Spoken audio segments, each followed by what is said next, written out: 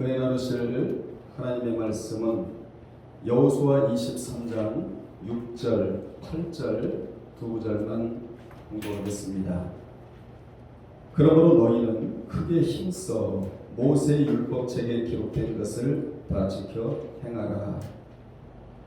그것을 떠나 우로나 좌로나 치우치지 말라. 오직 너희 하나님 여호와께 가까이 하기를 오늘까지 행한 것 같이 하라. 아멘. 이 시간에는 복된 삶의 비결이라는 제목으로 은혜 나누겠습니다. 복된 삶의 비결. 멋지잖아요? 저는 오늘 여러분들에게 말씀만 전하기를 원해요. 제가 요즘에 유튜브를 이렇게 모니터링 하느라고 보면 너무 안타까운 부분들이 굉장히 많은데, 하나님의 말씀을 전한다고 하는 사람들이 말씀을 말씀답게 전하지를 않아요. 어떤 분은요, 강단에 서기만 하면 하나님이 전부 다 말씀을 내려준다 이렇게 이야기를 해요. 그런데 정작 말씀을 들어보면 자기 이야기가 거의 70-80%예요. 여러분, 이 강단은 목사의 강단이 아니에요. 하나님이 내려오실 수 없기 때문에 목회자를 대리자로 세우셔서 내 말을 전하지 말고 경제, 스포츠, 문화, 시사, 세상 이야기 이런 거 전하지 말고 성경에 있는 내용만 전해다오. 그래서 고린도후서 2장 17절에 보면 술에 물 타는 것, 말씀에다가 혼잡하게 이것저것 섞지 말고 순전함으로 하나님께 받은 것 똑같이 하나님 앞에서 하나님을 모시고 전하노라. 이렇게 돼 있단 말이에요. 고린도후서 2장 17절에 사도 바울이 자기는 말씀을 전할 때 사람 의식하지 아니하고 하나님께 받은 그대로 하나님 모시고 나는 그 말씀을 전하겠다 했지, 세상만 하겠다 이러지 않았어요. 저는 말씀을 전할 때 딱 준비가 돼 있어요. 준비가 딱 돼서 요 안에서 밖으로 벗어나지 아니하도록. 왜냐하면 요 내용이 바로 하나님의 말씀이니까 요 내용만 저는 전하고 내려가면 돼요. 그리고 말씀께 부탁해 놓으면 성령께서 각 사람에게 역사를 하시는데, 어떻게 역사하시느냐? 말씀을 말씀답게 전하고 난 이후에 성령께서 그대로 역사해 주세요. 그래야 심령이 변화가 되고 여러분의 삶의 변화가 일어나게 되는 것이거든요. 본문은 복된 삶을 살 수 있는 비결을 가르쳐 주시는 말씀이에요. 여러분 복 받고 살기 원하시죠? 오늘 이 비결을 정확하게 내 말씀으로 들어야 됩니다. 당시 여호수아가 죽음이 가까이 이르자 이스라엘 지도자들을 불러놓고 여호와께서 이스라엘에게 행하신 그동안의 일을 상기시키면서 이제 가나안에 들어가 삶을 시작할 그들에게 최후로 권면을 합니다. 그동안에도 수없이 권면을 했지만 이 자리는 어떤 자리냐? 최후로 권면하고 있는 자리예요. 그러니 얼마나 이 권면이 중요합니까? 더 이상 여호수아를 통하여 권면의 이야기를 들 수가 없는 가장 중요한, 오늘 여러분이 듣는 이 말씀이 오늘 마지막이다 나에게. 이런 생각으로 말씀을 들어서 여러분도 복된 인생을 살아가기를 주 이름으로 축원합니다. 먼저 여호수아는 남을 권면할 수 있는 설득력을 가지고 있었다. 설득력 있는 삶을 산 자였다. 그는 모세의 뒤를 이어 자신이 소명받을 때에도 말씀을 소중히 여겼고, 죽음을 앞둔 순간까지 자신이 받았던 말씀, 즉 여호수아 1장 7절로 8절의 말씀을 그대로 전함으로써 그가 얼마나 직분을 감당하는 동안에 하나님의 말씀을 귀하게 여겼는지를 우리로 하여금 알게 합니다. 여러분도 예수를 믿고 천국 가기 직전까지 가장 소중하게 다뤄야 할 것이 하나 있습니다. 그것이 뭡니까? 하나님의 말씀이라는 것입니다. 아멘. 이것을 소중히 여러분이 여겨야 되는 거예요. 여러분, 하나님을 사랑한다는 것이 무엇인 줄 아십니까? 계명들을 지키는 거예요. 그 계명들을 지키는 자는 하나님의 말씀이 무겁다 하지 아니하고 경만히 여기지 아니하고 말씀이 너무나 가볍다, 말씀이 나비같이 날아간다, 말씀을 무겁게 듣지를 않는다는 것입니다. 하나님을 사랑하지 않는 자는 왜 이렇게 말씀이 무거워? 나하고는 전혀 관계없네, 저런 말씀을 어떻게 지킨단 말이야? 이 사람은 하나님을 사랑하지 않는 자라는 거예요. 하나님을 사랑하면 먼저 말씀을 지키려고 먼저 말씀 앞에 덤비고 귀를 기울이고, 그리고 하나님께 주는 이 말씀이 나에게는 어찌 그리 단지요 어찌 그리 가벼운지요, 이런 자가 하나님을 사랑하는 자라고 요한일서 5장 3절에서 분명히 우리에게 말씀해 주고 있는 것입니다. 여호수아는 죽음을 앞둔 그 순간까지 하나님께로부터 받은 그 말씀을 전함으로써 그가 얼마나 직분을 감당하는 동안에 말씀을 귀하게 여기는가를 우리가 알게 한다고 제가 좀 전에 전해드렸는데 또 한 번 전해드리는 거예요. 귀하니까.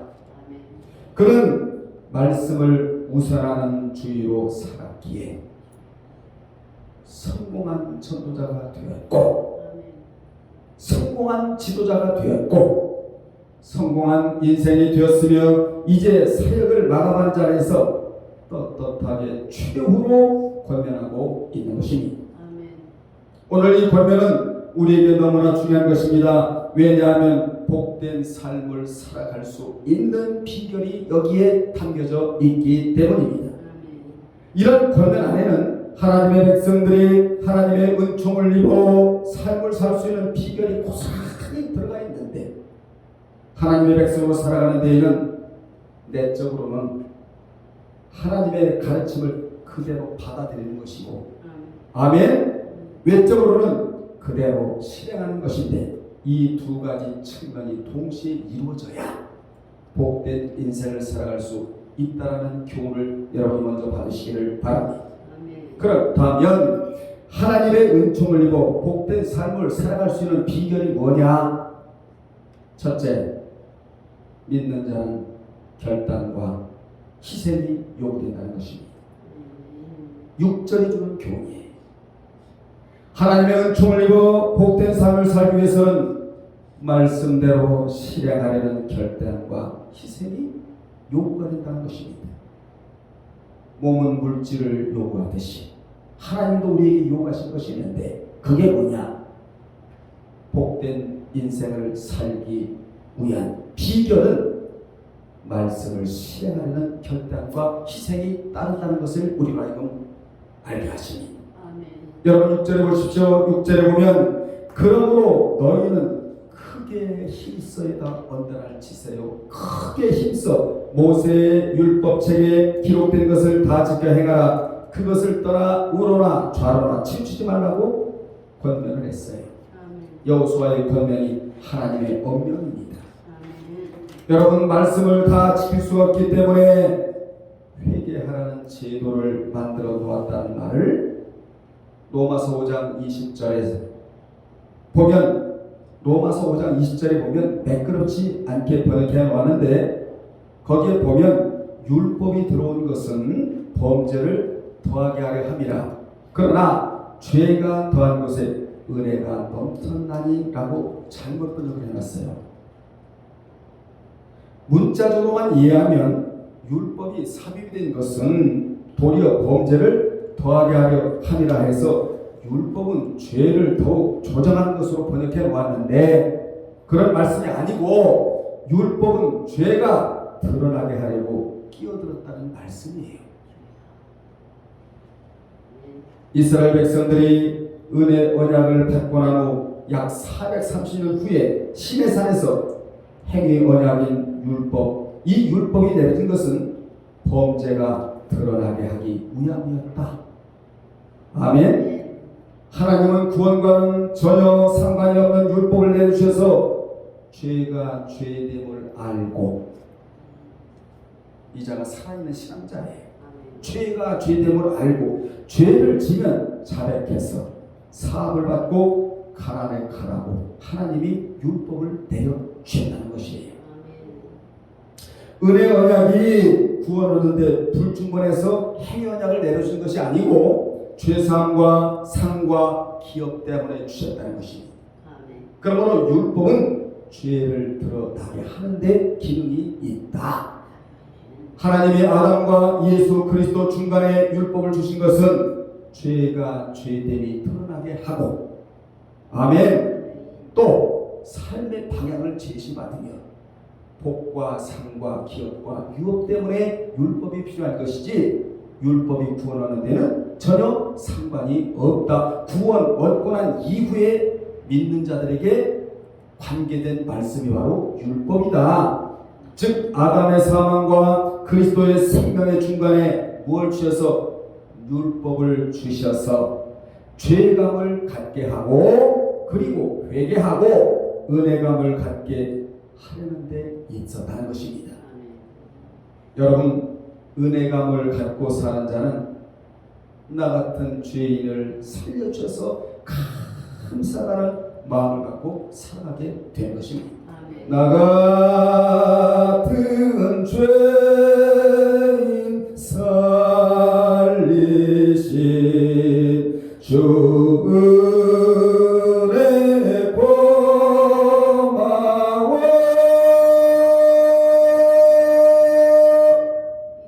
이 자는 어떤 자냐?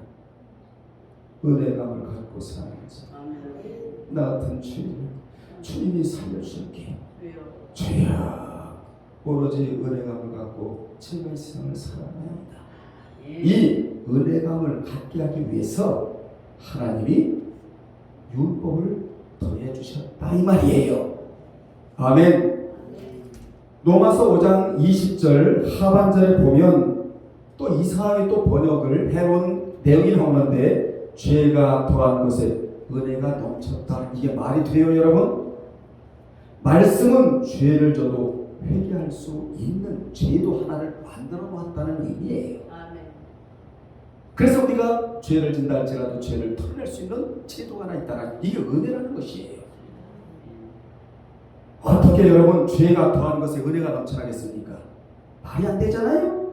죄감이 많은 사람은 은혜감도 크게 느낀다는 말씀입니다.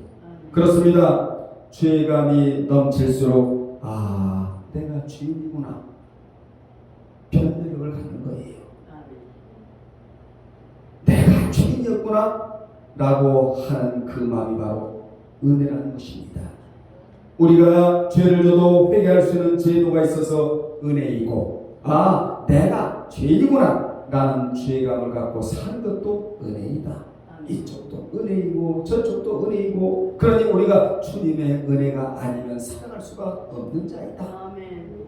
우리는 은혜감과 죄감으로는 살지언정 불안감, 좌절감, 상실감, 패배감, 조급함, 적대감으로 살면 안 돼요. 이런 것을 뒤로 하고 오늘부터 은혜감과 죄감으로 사는 저와 여러분이 되어질 줄로 믿습니다. 이런 자가 주님을 더 많이 사랑할 수 있는 자예요. 왜냐? 은혜로 주님을 알았거든요. 죄를 져도 죄를 털어낼 수 있는 제도가 있다는 걸 알았거든요. 그래서 우리는 주님을 더 사랑하고 그분에게 감격하고 살아야 됩니다. 아멘. 본문의 6절에서 여호수아는 크게 힘쓰라고 했는데 이 말은 매우 용기를 다해 또는 단단히 결심하고 라는 뜻을 가지고 있는 것입니다. 우리가 하나님께로부터 복을 받는 비결은 단단히 결심하여. 크게 아멘하세요. 결심이 무너지면요 모든 게 다 무너지고 마는 거예요. 단단히 결심하여 그 어떤 방해 세력도 이겨낼 수 있는 신앙의 용기를 갖춰야 한다는 말이 바로 크게 힘쓰라 이 말이에요. 우리는 세상을 이겨내야 신앙이고 복입니다. 세상에 지면 안 돼요. 이겨내야 돼요. 그런데 실제로 여호수아가 죽은 후 이스라엘 백성들은 그의 권면의 말씀을 따르지 않고 온전히 멸절되지 않은 가나안 족속과 접촉함으로써 사사기 1장 34절 36절에 그렇게도 하나님이 가나안 땅에 들어가면 이들과 접촉하지 말라고 물드니까 그렇게 권면을 했음에도 불구하고 접촉을 했다는 것입니다. 그렇게 접촉함으로써 이게 웬일입니까? 우상을 숭배하게 되는 거예요. 사사기 2장 1절로 2절에서. 따라서 본문에서 여호수아가 이스라엘 백성들에게 이방 민족들 안에 들어가지 말라고 강력하게 권면한 이유는 바로 그들이 섬기는 우상 때문이었습니다. 즉 문제가 되는 것은 단순히 이방인 자체가 아니라 우상과 더불어 우상을 숭배하는 그들에게 영향을 받는 것이었다. 여러분은 주님에게 영향을 받아야 되고 하나님에게 영향을 받아야 되고 진리에게 영향을 받을지언정 마귀의 영향을 받아서는 안 되고 아멘. 귀신에게 영향받아서도 안 되고 이방 사람들이 하는 이 모든 작태나 혁태를 우리는 본받아서는 안 된단 말이에요. 왜냐? 기독교 문화가 세상을 선도해 가야 되거든요. 여러분 기독교 문화가 들어간 곳에는 찬란한 기독교 문화가 형성이 되는 것을 볼 수 있잖아요. 기독교 문화가 들어가는 곳에는 우상이 타파되고 질병이 떠나가고 고뇌가 사라지며 범민이 사라지고 주의 여기 계신 곳에는 자유함이 있다고. 주님이 들어가는 곳에는 자유가 있잖아요. 자유를 누가 주십니까? 자유와 평등. 이거는 예수 그리스도 안에만 있다는 것이지요. 아멘. 그래서 여호수아는 7절에서 여러분 7절에 보세요. 이방 신들의 이름을 아예 부르지도 말고 맹세하지도 말고 섬기지도 말고 절하지도 말라고 신신당부를 해요. 금요일날 있잖아요. 어느 목사님하고요 신천리에 있는 어느 체험 교정원에 그분이 다니셔서 제가 이제 강의를 해야 되니까 그분 이제 끝나고 같이 가려고 가는 데 있잖아요. 그 옆에 무당집이 있어요. 무당집 보니까요 그 무속인 옷은 좀 다르거든요. 다르고 눈이 벌써 달라요. 여러분 무속인들이 눈이 달라요. 왜냐? 눈은 마음의 들창이에요. 마음을 눈이 표현하고 있다. 어떤 마음으로 사느냐에 따라서 눈을 보면 금방 알아요. 근데 눈이 벌써 완전히 가버렸어요. 여러분 성령이 내 안에 역사하시는 사람들의 눈을 보면 굉장히 막습니다. 그리고 빛나요. 아멘. 왜냐? 성령께서 비치니까 마음에서 눈으로 빛을 쏴대니까 눈도 굉장히 영롱하고 맑고 빛이 난단 말이에요. 그래서 그 빛을 가지고 우리가 이 어둠을 비추고 살아가는 거예요. 여러분 어둠은 빛이 들어가면 물나게 되어 있거든요. 그 예수 그리스도는 빛이라고 되어 있잖아요. 그래서 말씀이 최고의 빛이거든요. 여러분 속에 말씀이 들어가면요 여기 빛이 나요. 빛이 나. 그러니까 길을 잃지를 않아. 삶의 방향을 제대로 잡고 이 혼돈의 시대 속에서 우리가 어디로 갈지 갈피를 못 잡고 살아가지를 않아요. 그런데 있잖아요. 그 무당이 나를 보더니만요 세상에 이마가 땅이 닿을 정도로 안녕하세요. 내가 무슨 뭘 느낀 줄 아세요? 제 잘한다고 하는 얘기가 아니고 말씀이 들어가 있는 사람에게는 귀신도 앞에서 절을 할 수밖에 없구나. 이걸 느꼈어요. 여러분 60평생 이상 살면서 내가 무당에게 인사받기 그 너무나 공손이 있잖아요. 이마가 땅에 닿을 정도로 정말 그 모습을 볼 때 하나님이 등을 누르시는 것 같아요. 인사 좀 해야. 인사 좀 해. 여러분도 마찬가지예요. 말씀에 들어가면 능력이 발산이 영적 파장이 나가서요. 사탄이 꼼짝할 수가 없는 거야. 무당이 지나가는데 여러분 앞에서 무당 인사하지 않으면 아직도 모르는 사람들이야. 회개해야 돼. 뭔가 배양할 게 더 있다는 거지. 자, 두 번째요. 믿는 자는 하나님께 대한 태도가 한결같아야 한다. 에티튜드, 태도가 한결같아야 한다. 8절이에요. 여호수아는 8절에서 오직 너희 하나님 여호와께 가까이 하기를, 너무나 좋은 말이에요. 가까이 하기를. 자기가 하나님 앞에 가까이 했거든요. 하나님하고 멀어진 사람은 가까이 이런 말을 하지를 않아. 가까이 하기를 오늘까지 행한 것까지 하라고 최후의 권면을 합니다. 이것을 달리 말하면 하나님을 섬기는 태도가 한결같아야 한다 이거야. 한결같아야 한다. 오늘 충청도 분이 한 분 오셨는데 이 충청도 분들이요, 하나님을 한번 잡으면요 놓치는 뜻뜻해지는 게 있어요. 놓치는 않아. 여러분, 모태신앙이 왜 좋은지 아세요? 막 충만한 것 같진 않은데 하나님 손 놓치는 않아. 왜냐하면 어머니가 뱃속에 놓고 찬양했지요, 기도했지요, 예배드렸지요, 영적 분위기 살다 보니까 고스란히 그게 전달이 돼가지고요, 하나님을 놓는 법은 거의 없더란 말이에요. 여기 가까이란 단어가 우리에게 어마어마한 교훈을 주는데, 다바크, 따라합시다. 다바크. 가까이, 가까이 하기를 요 단어가 다바크인데 달라붙다. 잘 들으세요. 굳게 결합하다 라는 의미로 마치 사리뼈에 붙어있듯이, 물고기에 뭐가 비늘이 붙어있듯이 하나님께 달라붙고 언약에 달라붙으라는 어마어마한 교훈을 주는 단어가 바로 이 단어예요. 여러분, 영에 달라붙어서 소용없고, 물질에 달라붙어서 소용이 없고, 사람에게 달라붙어서 소용이 없고, 오직 하나님께 달라붙어라, 이 교훈을 주고 있단 말이에요. 이게 최후의 공면이에요. 즉 한마디로 말하면 말씀께 달라붙어 있으라. 그렇게 달라붙어 있을 때에는 하나님이 복을 주시는데, 들어보시나요?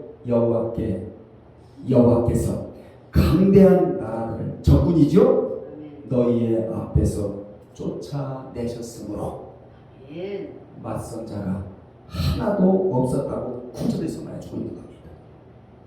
여러분의 삶에 방해세력만 없어도 할렐루야예요. 할렐루야.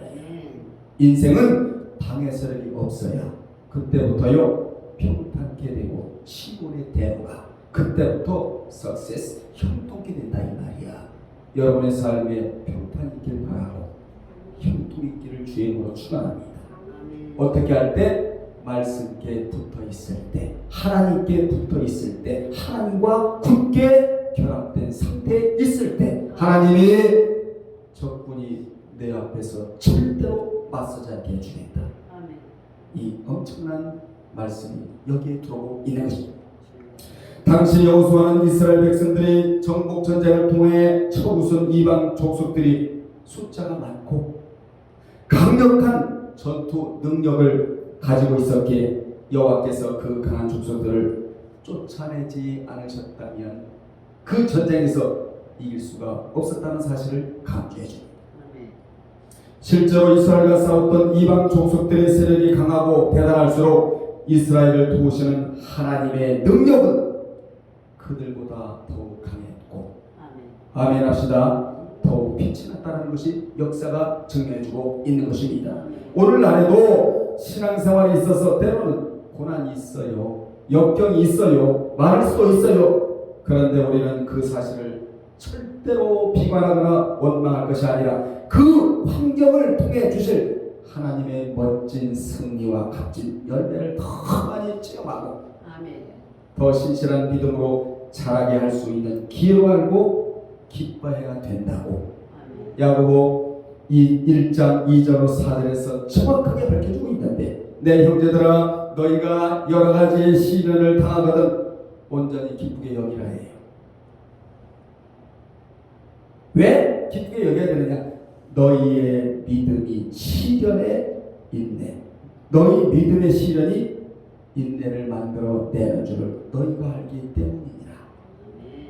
인내가 그냥 만들어지는가요? 시련을 통과해야 인내가 만들어지는 거예요. 아멘. 인내를 온전히 이루라는 거예요. 구원도 이루라. 인내도 이루라. 왜 이루어야 되느냐? 너희로 온전하고 구비하여 조금도 부족함이 없게 하려 함이니라. 아멘. 주님 안에는 부족함이 없습니다. 아멘. 그래서 기독교는 여러분 기독교의 표식이 뭐죠? 십자가잖아. 십자가는 플러스예요, 마이너스예요? 귀신은 마이너스예요. 우리 주님은 플러스예요. 플러스.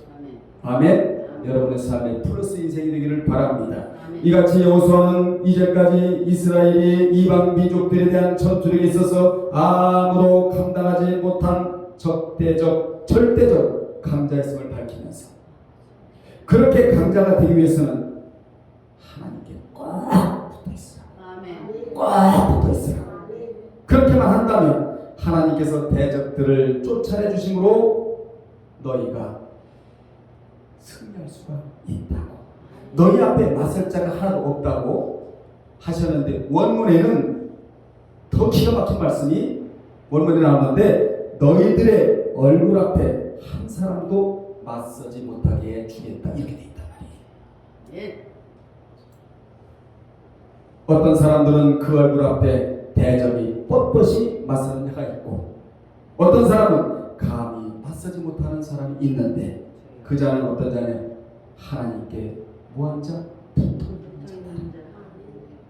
오늘도 붙어있길 바라고 내일 또 붙어있길 바라고 천국 가기 직전까지 꼭 붙어있는 여러분 되시기를 바랍니다. 최고의 인생은 다바크 인생이에요. 다바크 붙어있는 자. 그것도 가까이 붙어있는 자.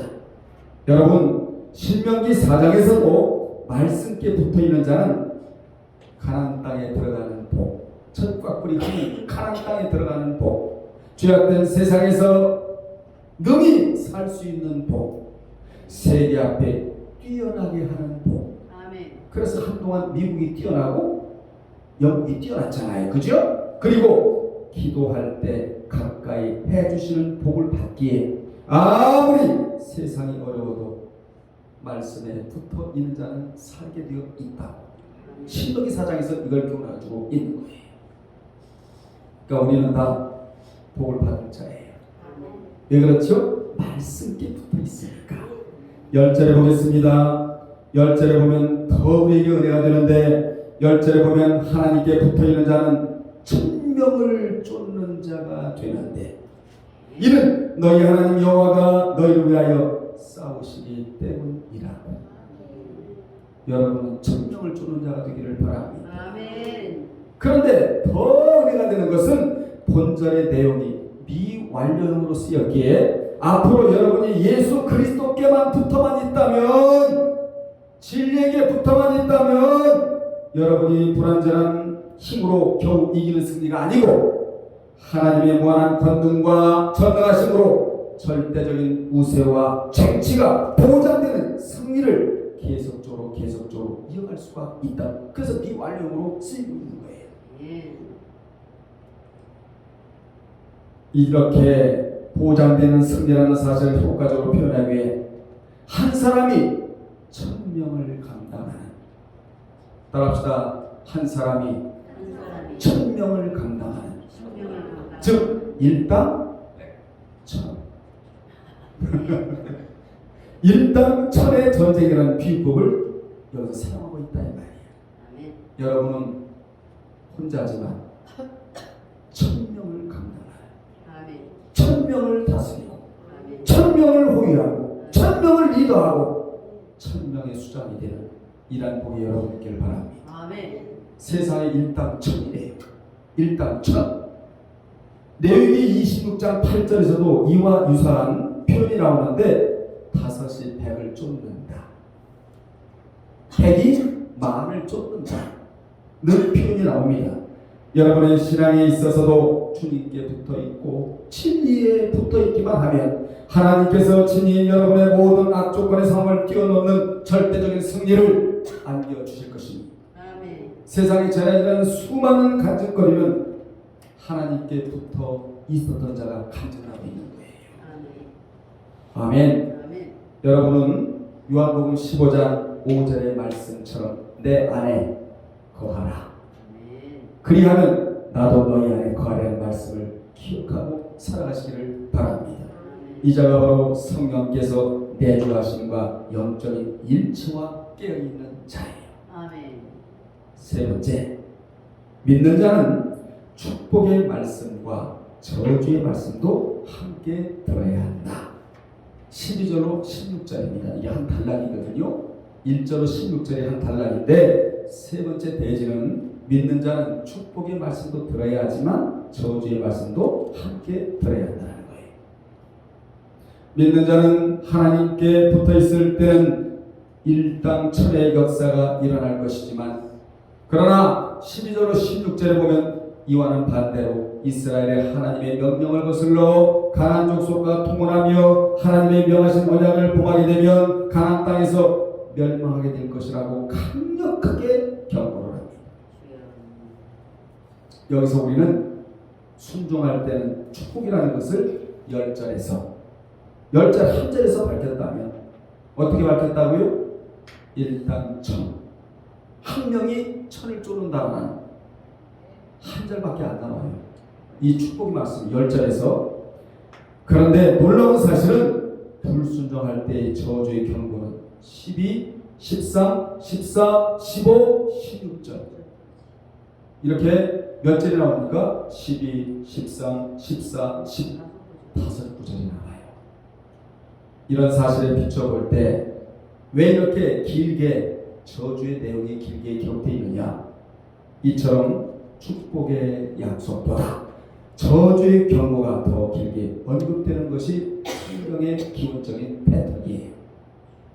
여러분, 복된 삶을 사는 자들보다 저주의 삶을 살아가는 자들이 그렇게 많다는 것입니다. 신명기 28장에도 축복의 약속은 14번에 걸쳐 끝나지만 1절로 14절에 14번에 걸쳐 언급되지만 이걸 생명적 계시라고 말을 합니다.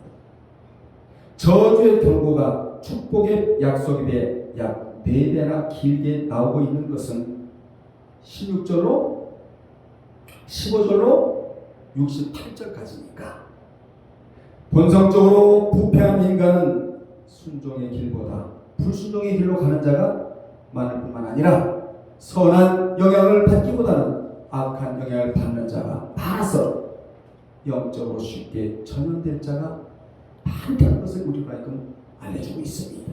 우리는 전염되는 길로 가면 안 돼요. 말씀에 전염되고 아멘. 진리에 전염될지언정 절대로 마귀에 전염돼서는 안 된다 이 말이에요. 그래서 우리는 축복의 말씀도 들어야 하지만 경고의 말씀도 동시에 들어야 악의 영향에서 벗어날 수가 있다. 아멘. 결론 내리겠습니다. 이스라엘 백성들이 가나안 땅을 차지한다는 것은 분명 축복의 약속이었습니다. 그렇게 좋은 땅을 차지한다 하더라도 하나님께 붙어 있지 않으면, 즉 순종하지 아니하면 아무런 의미가 없다는 거예요. 여러분, 저도 복된 삶을 살아가야 하고 여러분도 복된 삶을 살아가야 하고 이 영상을 보는 모든 분들도 복된 인생을 살아가야 하는데 살아가려면 비결을 알아야 된다는 거예요. 그 비결을 오늘 하나님이 여호수아를 통하여 이스라엘 백성들에게는 최후로 권면해 주시고 오늘 저와 여러분에게 권면해 주시고 계신 거예요. 왜냐하면 우리는 복된 인생을 살아가야 하니까. 원리예요. 법칙이에요. 그 복된 삶을 사는 비결이 뭐냐? 첫째 뭐죠? 결단과 희생이 그렇죠. 요구되고, 두 번째로는 하나님께 대한 태도가 한결같아야 한다는 겁니다. 세 번째, 축복의 말씀과 저주의 말씀을 동시에 듣고 우리는 순종의 자세를 취해야 한다. 여러분들은 이러한 말씀을 거울 삼아 축복을 가로막는 장애물을 거두고 축복의 약속에 걸맞는 순종의 삶을 삶으로 복된 인생으로 살아가시기를 주님의 이름으로 축원합니다. 기도하겠습니다. 하나님 우리 아버지, 우리에게 아버지라 부를 수 있는 특권을 주시었고 오늘 아버지 하나님이여 복된 인생을 살아갈 수 있는 비결을 알려주심을 감사드리나이다. 거룩하신 아버지 오늘 세 가지를 마음속 깊이 뼈에 묻고 묵상하여 모두가 복을 받고 살아가는 복된 인생들이 되도록 축복해 주시옵소서. 예수님의 이름으로 기도합나이다. 아멘.